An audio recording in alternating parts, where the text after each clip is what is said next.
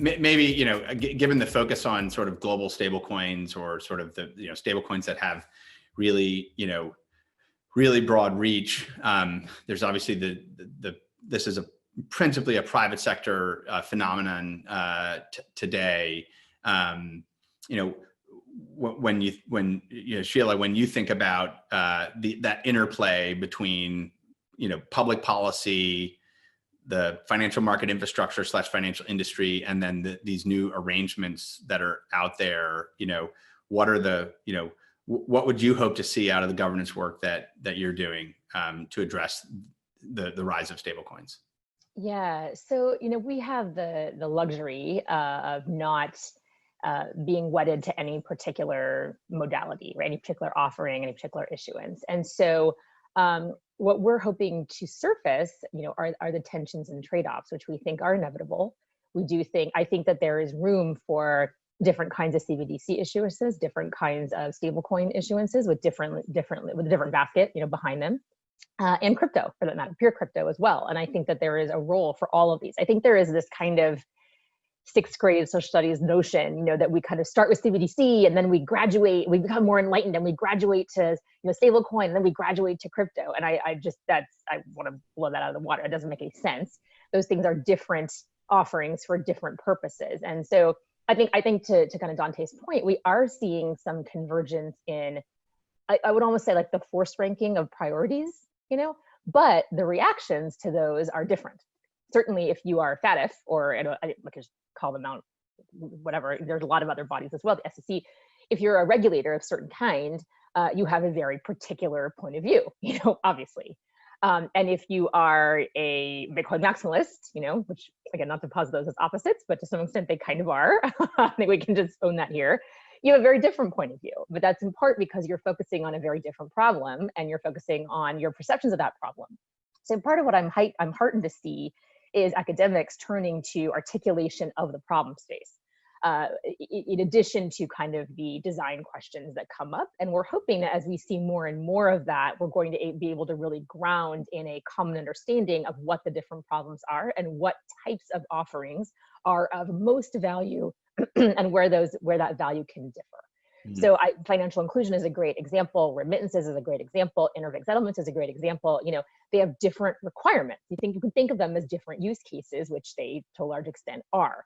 And how do we articulate the nuance there in a way that can translate into governance and into an underlying governance framework? That I think is the real challenge, and where we feel we can play a really strong role, because again, we don't have any of those particular use cases as of paramount importance, and we're not trying to in any way assert that one of them is the priority over another.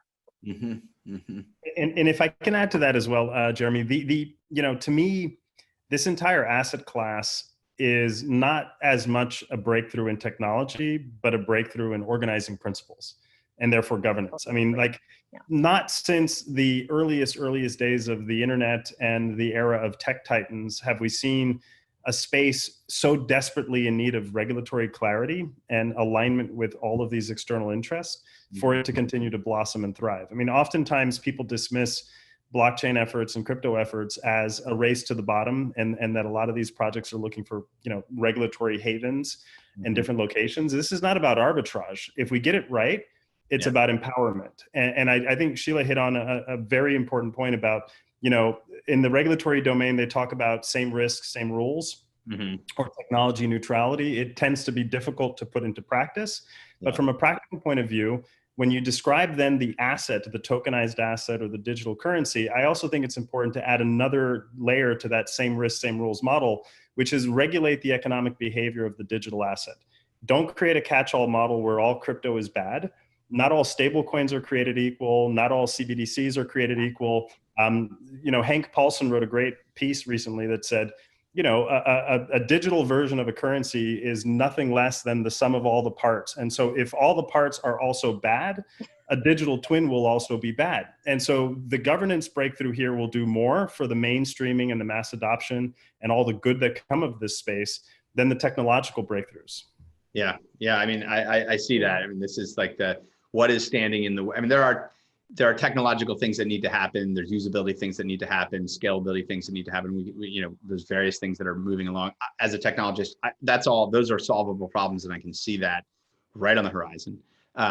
It's these governance issues that are going to allow a person, a business, a government to say, yes, this is the future of the international monetary system and financial system, and to have the rules of the road and know how risks are managed and so on. Yeah, I think that's exactly right. It's a tremendous opportunity, and rather than just digitizing our existing system with all of its flaws, the flaws that currently exist, with all of the dynamics of power and the balance that exists there, or doesn't, the imbalance, I should say more accurately, and the exclusion that is inherent to our current system, we have a chance to rethink some of that.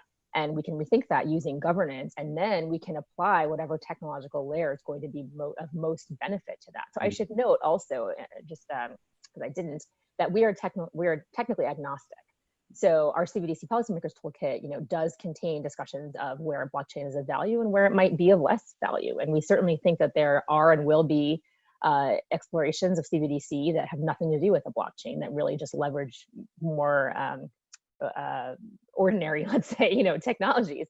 And the same thing may wind up being true for certain stablecoin issuances as well. I think that we need to be examining very thoughtfully and holistically, where a technical solution is actually adding value, and that value is coming from the new governance model. Mm-hmm.